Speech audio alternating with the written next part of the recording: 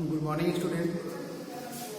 आइए अब हम बढ़ते हैं आगे क्रिस्टलीय ठोसों की तरफ। और हम जानते हैं कि क्रिस्टलीय ठोस क्या होते हैं और क्या नहीं, इनके बारे में हम लोग आज पढ़ेंगे। तो क्रिस्टलीय ठोस किन्हें कहते हैं? क्रिस्टलीय ठोस क्या है? वे ठोस या ठोस पदार्थों की वह अवस्था जिसमें अवयवी कण, परमाणु, अणु या आयन एक निश्चित ज्यामिति में व्यवस्थित होते हैं। अर्थात जो क्रिस्टलीय ठोस होते हैं उनके अवयवी कण एक निश्चित ज्यामिति में व्यवस्थित होते हैं तथा अवयवी कणों की दीर्घ परास व्यवस्था पाई जाती है। इसका मतलब क्या हुआ कि जो अवयवी कण होते हैं वो एक दीर्घ परास में व्यवस्थित होते, एक लंबी रेंज में पाए जाते हैं। जैसे अगर हम एग्जांपल करें तो क्रिस्टलीय ठोस के कण जो होते हैं वो इस प्रकार से, कण का मतलब अणु या परमाणु या आयन कुछ भी हो सकता है, इस प्रकार से ये व्यवस्थित होते चले जाते, एक लॉन्ग रेंज पाई जाती है, लंबी चेन व्यवस्था पाई जाती है और एक निश्चित ज्यामिति में व्यवस्थित होते हैं। माने अगर परमाणु व्यवस्थित है तो इस प्रकार से व्यवस्थित होता चला जाएगा, एक लॉन्ग रेंज में व्यवस्थित होते चले जाते हैं। इस प्रकार से आप क्रिस्टलीय ठोसों के बारे में जान सकते हैं कि क्रिस्टलीय ठोसों में उनके जो अवयवी कण होते हैं एक लॉन्ग रेंज में पाए जाते हैं, दीर्घ परास व्यवस्था पाई जाती है। ये अवयवी कणों का है। जैसे अगर क्रिस्टलीय ठोस है तो एग्जांपल में अगर हम लेंगे, जैसे NaCl है यानी नमक खाने वाला, चीनी, हीरा, ग्रेफाइट, सिल्वर आयोडाइड आदि इस प्रकार के जो पदार्थ होते हैं ये क्रिस्टलीय ठोसों में आते हैं। और क्रिस्टलीय ठोसों के जो कण अवयवी परमाणु हो सकते हैं, अणु हो सकते हैं या आयन हो सकते हैं, एक लॉन्ग रेंज में व्यवस्थित होते हैं और इन अवयवी कणों में जो लॉन्ग रेंज यानी दीर्घ परास है वो पाया जाता है। और साथ में इनकी ज्यामिति जो होती है वो कैसी होती है? एक निश्चित ज्यामिति पाई जाती है। इसी को ही हम क्रिस्टलीय ठोस कहते हैं। और अब अगर हम बात करें कि क्रिस्टलीय ठोस के गुण क्या हैं, तो क्रिस्टलीय ठोस जो होते हैं वो कैसे होते हैं? विषमदैशिक प्रकृति के होते हैं। अर्थात क्रिस्टलीय ठोसों में विषमदैशिकता पाई जाती है, यानी भौतिक गुण जो होते हैं वो डिफरेंट टाइप के पाए जाते हैं, भिन्न भिन्न प्रकार के हो सकते हैं। जैसे विद्युत धारा प्रवाहित करने पर ये अलग अलग कोण या एंगल से अलग अलग विद्युत धारा प्रवाहित करते हैं। और अगर इनकी प्रकाश प्रवाहित किया जाए इन पर तो इनका प्रकाश किसी दूसरे एंगल से निकल सकता है या प्रत्येक जगह पर प्रकाश का अलग अलग मान हो सकता है मापन करने पर। तो ये विषमदैशिक प्रकृति के होते हैं। दूसरा, गलनांक इनका कैसा होता है? इनके गलनांक उच्च हुआ कैसे होते हैं? निश्चित होते हैं। मतलब क्या हुआ कि जो क्रिस्टलीय ठोस होते हैं उनके गलनांक उच्च और निश्चित पाए जाते हैं। ऐसा किस कारण होता है? क्योंकि इन ठोसों में लॉन्ग रेंज पाई जाती है और इसीलिए इनके गलनांक एक निश्चित ताप पर ही होते हैं। जैसे एग्जांपल अगर हमें सोडियम क्लोराइड का या NaCl का हम अगर इसको पिघलाना चालू करें तो एक निश्चित ताप पर पूरा पिघल जाएगा, धीरे धीरे करके नहीं पिघलेगा। एक निश्चित पॉइंट आएगा जिसमें ये पिघल जाएगा। तो ये हो गया आपका क्रिस्टलीय ठोस का। अगला, काटने पर एक नियमित कटाव होता है। नियमित कटाव होता है मतलब अगर इनको काटा जाए चाकू से या किसी भी प्रकार से तो इनमें एक निश्चित कटाव होता है। और ऐसा क्यों?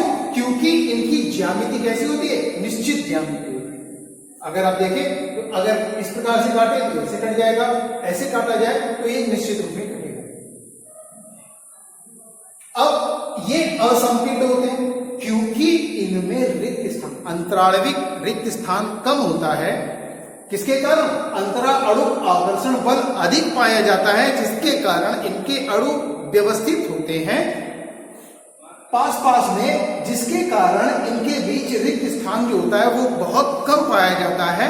इसीलिए ये लगभग असंपीडक होते हैं, या अगर इनमें संपीडन होता भी है तो बहुत कम मात्रा में। इसीलिए इन्हें हम क्या बोलते हैं, क्रिस्टलीय ठोस। तो ये क्रिस्टलीय ठोस हो गए। अब बात करते हैं हम लोग अक्रिस्टलीय ठोसों की बारे में। तो क्या बोलेंगे, ठोसों की वह अवस्था जिसमें अवयवी कण, परमाणु, अणु या आयन निश्चित ज्यामिति में व्यवस्थित नहीं होते। माने इनके जो अवयवी कण या आयन होते हैं एक निश्चित ज्यामिति व्यवस्था में नहीं पाए जाते हैं, तथा इनके अवयवी कण एक लघु परास में व्यवस्थित होते हैं। कैसे?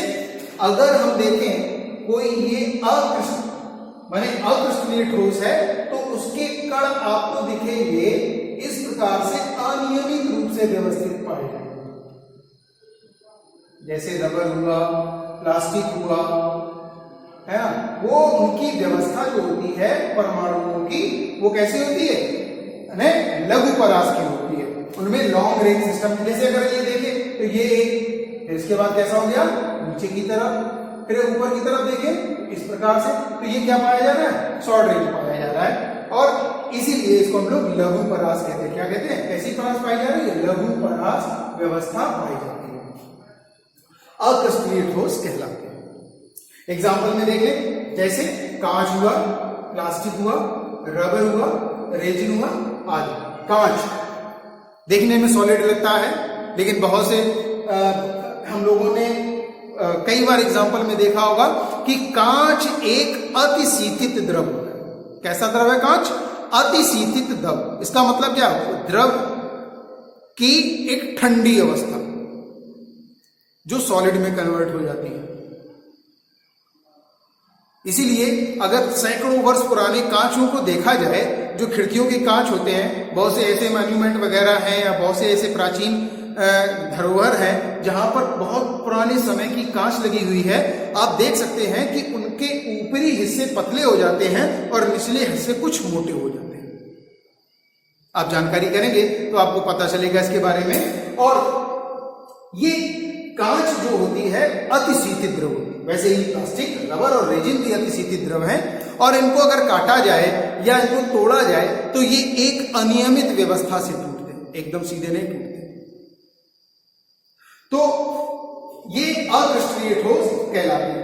ये समदैशिक प्रकृति के होते हैं, यानी इनमें अगर विद्युत धारा का प्रवाह किया जाए तो विद्युत धारा प्रवाहित नहीं होगी, प्रकाश का प्रवाह किया जाए तो यह अलग अलग कोणों पर एक ही जैसा मापन देते हैं। तो ये समदैशिक प्रकृति के हो गए। गलनांक कम व निश्चित होते हैं। इनके गलनांक जो होते हैं वो कैसे होते हैं, कम होते हैं, निश्चित नहीं होते। माने कैसे होते हैं, निश्चित नहीं होते। इसका मतलब क्या हुआ कि जिनमें गलनांक में परास पाया जाता हो। फॉर एग्जाम्पल जैसे रबर, आप मान लीजिए ये रबर है और इसको पिघलाना चालू किया तो इसके आगे का हिस्सा तो पिघलना चालू हो जाएगा, लेकिन पीछे का हिस्सा पिघलना प्रारंभ नहीं हुआ। यानी यहां से चलना प्रारंभ हुआ तो देखेंगे पीछे ठोस है, अभी सॉलिड सा लगता है, आगे की तरफ पिघलना चालू हो जाता है।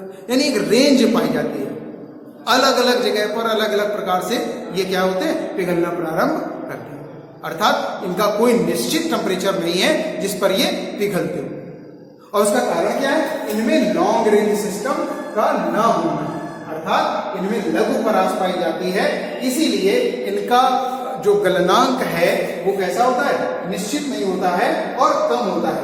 इन अनियमित ज्यामिति संरचना होती है इनमें। कैसी, देखो संरचना कैसी है, अनियमित। यहां पर देखो नियमित दिख रही, ये जो परमाणु या अणु आयन है ये एक निश्चित या नियमित व्यवस्था में व्यवस्थित है, लेकिन यहां पर नियमितता नहीं पाई जाती है, यानी ये अनियमित व्यवस्था में होते हैं। अच्छा, तोड़ने पर ये अनियमित रूप से टूटते हैं, ये हम पहले भी चर्चा कर चुके हैं। इस प्रकार से अगर यहां पर देखा जाए जैसे क्रिस्टलीय ठोस है तो क्रिस्टलीय ठोस में आप यहां पर देख सकते हैं कि जैसे NaCl हुआ तो ये NaCl, NaCl, फिर अगला अगर बैठा लें यहां पे तो Cl, NaCl, Na, इसी प्रकार से और आगे हम देख सकते हैं, अगर क्रिस्टलीय ठोस हमें बनाना है तो किस प्रकार से व्यवस्थित हो सकता है, Cl Na Cl Na NaCl NaCl। मान लीजिए ये परमाणु के व्यवस्थित हैं, तो सोडियम पर कैसा चार्ज होता है, पॉजिटिव, क्लोरीन पर नेगेटिव। ये एक आयनिक क्रिस्टल होता है। कैसा क्रिस्टल है, आयनिक क्रिस्टल।